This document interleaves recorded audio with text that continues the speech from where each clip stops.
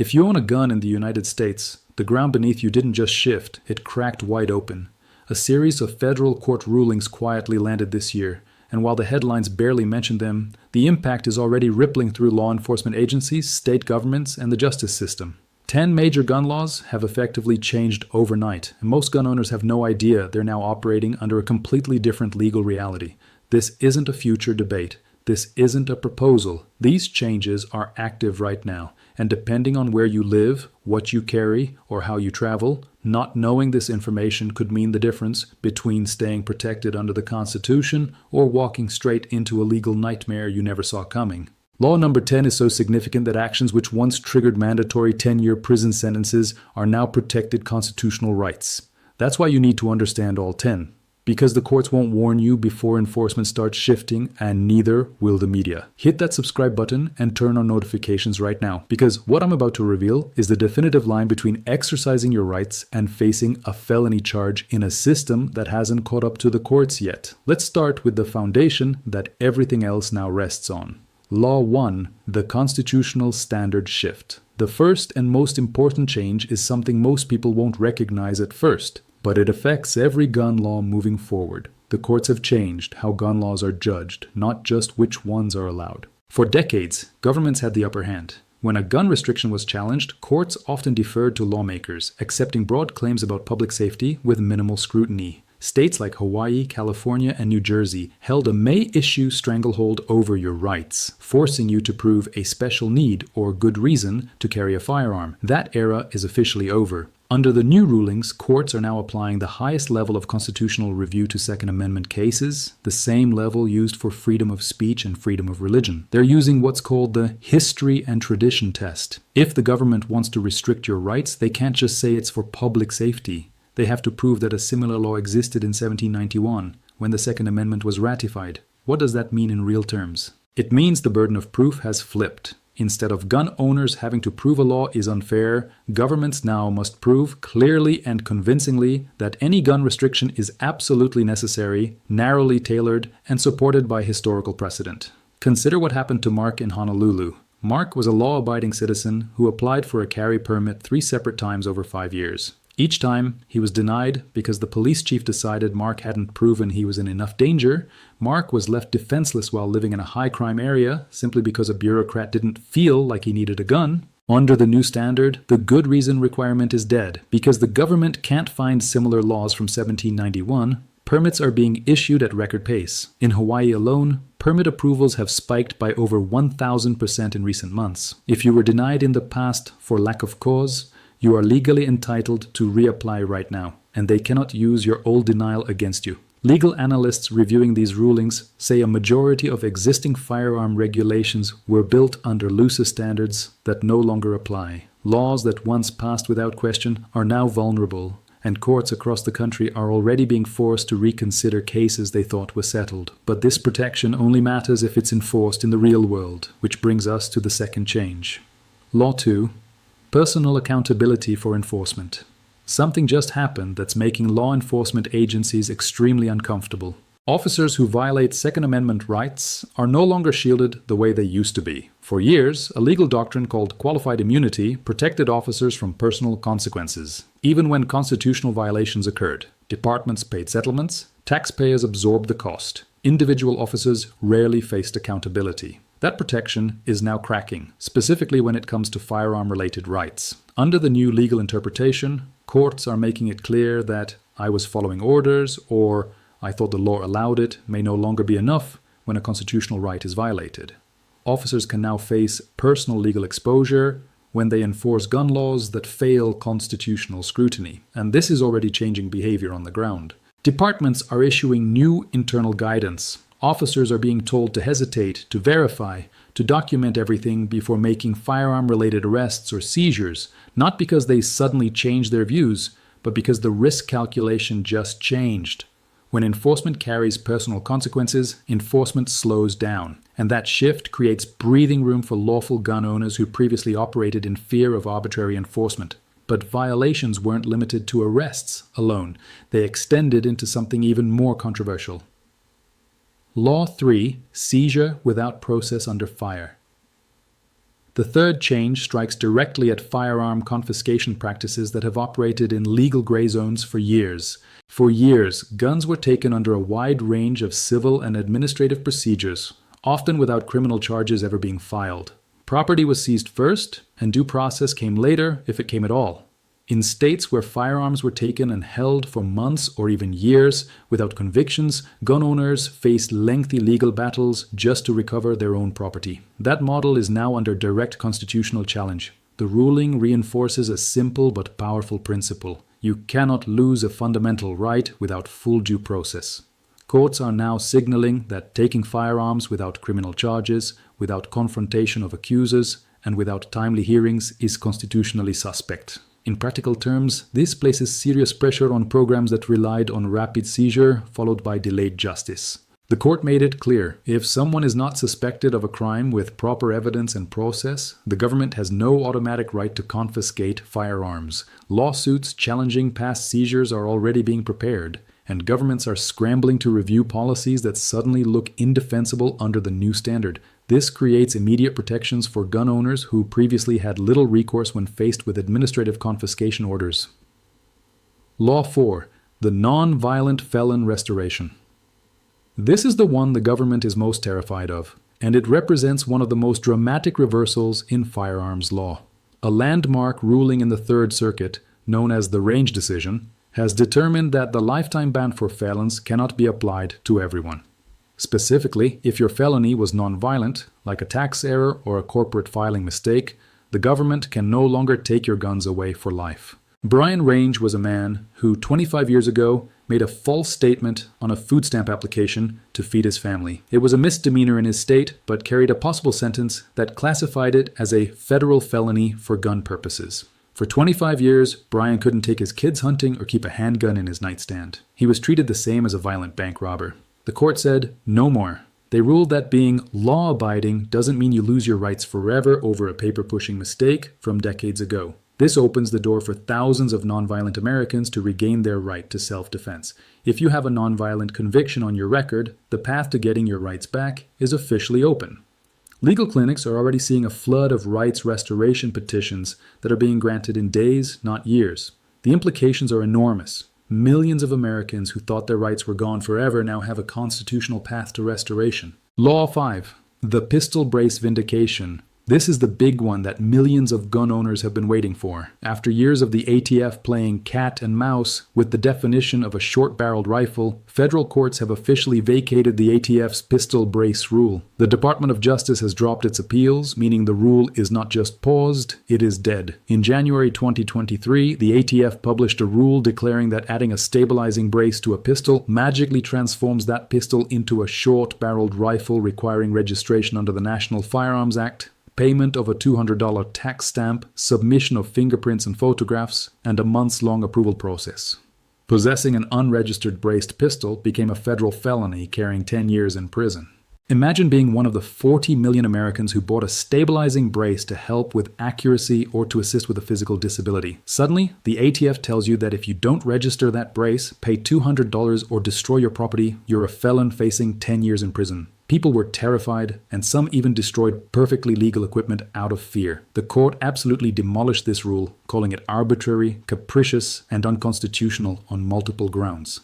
First, the court noted that a pistol brace doesn't change the mechanical function of a firearm. The ATF claimed a device designed to help disabled shooters stabilize pistols somehow converts those pistols into a completely different category of regulated weapons. The court called this logic absurd. Second, the rule contained so many subjective factors that compliance was literally impossible to determine. Identical firearms with identical braces could be classified differently depending on which agent evaluated them. Third, the ATF reversed its own position multiple times over a decade. They issued letters approving specific brace designs, then years later declared those same approved designs illegal. As of right now, every braced pistol in America is completely legal without registration, without tax stamps, and without any notification to the ATF required. The estimated 3.2 million people who registered braced pistols under the rule out of fear can demand full refunds of their $200 registration fees. This ruling reinforces that an executive agency cannot take a legal product and turn its owners into criminals overnight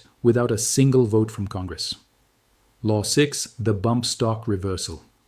This victory builds on the same principle that protected pistol braces. In the case of Cargill versus Garland, the Supreme Court officially struck down the federal ban on bump stocks. The ATF had tried to classify these accessories as machine guns, despite the fact that the trigger still only functions once per shot. Michael Cargill, a gun store owner in Texas, was forced to surrender his inventory and face the destruction of his business property because of a sudden change in a definition. He didn't break a law passed by Congress. He was made a criminal by a memo from a government office. The court's decision was a massive blow to administrative overreach. Bump stocks are once again legal under federal law, but more importantly, this ruling creates a regulatory shield for gun owners. It establishes that the ATF cannot simply decide that an accessory, be it a brace, a trigger, or a grip, is illegal without an act of Congress. If you own a bump stock or similar device, you are no longer in the crosshairs of a federal felony based solely on agency interpretation.